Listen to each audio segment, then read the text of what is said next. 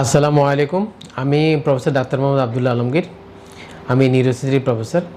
Basically আমার মূল কাজ হচ্ছে আসলে সার্জারি করা, কিন্তু আমি তো শুধু সার্জারি করি, আমি রোগীও দেখি আসলে।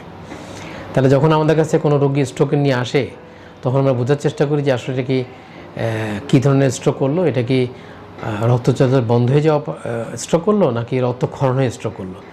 যদি আপনার রক্ত চলাচল বন্ধ হয়ে যায়, আগে যেহেতু আমরা শুধুমাত্র ওষুধের চিকিৎসা দিতাম এবং ফিজিওথেরাপি করতাম, কিন্তু এখন তো আপনার অ্যাডভান্স ট্রিটমেন্টে দেখা গেছে যে রক্তনালিকা যদি বন্ধ হয়ে যায়, সেক্ষেত্রে এটা চালু করার সুযোগ আছে, আইদার আপনার ওষুধের মাধ্যমে অথবা স্ট্যান্ডিংয়ের মাধ্যমে, এবং এই কাজটা আপনার আর্লি করতে হবে।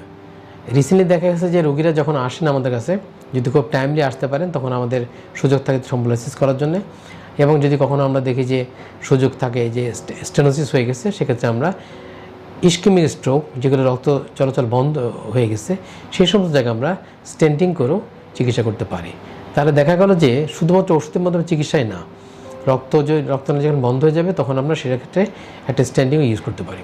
এবার আসি আমরা রক্তক্ষরণ হয়ে স্ট্রোক হওয়া।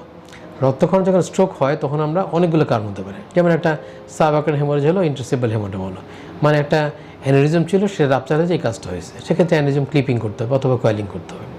আবার ধরেন স্ট্রোক করলো, মাথায় রক্তক্ষরণ হয়েছে, কিন্তু সেটা পরিমাণটা ছোট, একটা গ্যাংলিওথ্যালামিক রিজনে আছে, এটার জন্য আপনার কোনো অপারেশন দরকার হবে না, ওষুধের মাধ্যমে চিকিৎসা হয়ে যাবে।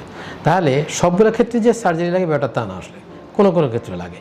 সুতরাং একজন নিউরোসার্জনই আপনাকে ডিসাইড করে দিতে পারবে যে কোন রোগীর অপারেশন লাগবে, কোনটা অপারেশন লাগবে না। আশা করি এই ধরনের ইনফরমেশন আপনাদের কাছে থাকলে আপনারা বুঝতে পারবেন যে আর্লি চিকিৎসাটা খুব জরুরি এবং গুরুত্বপূর্ণ। ধন্যবাদ।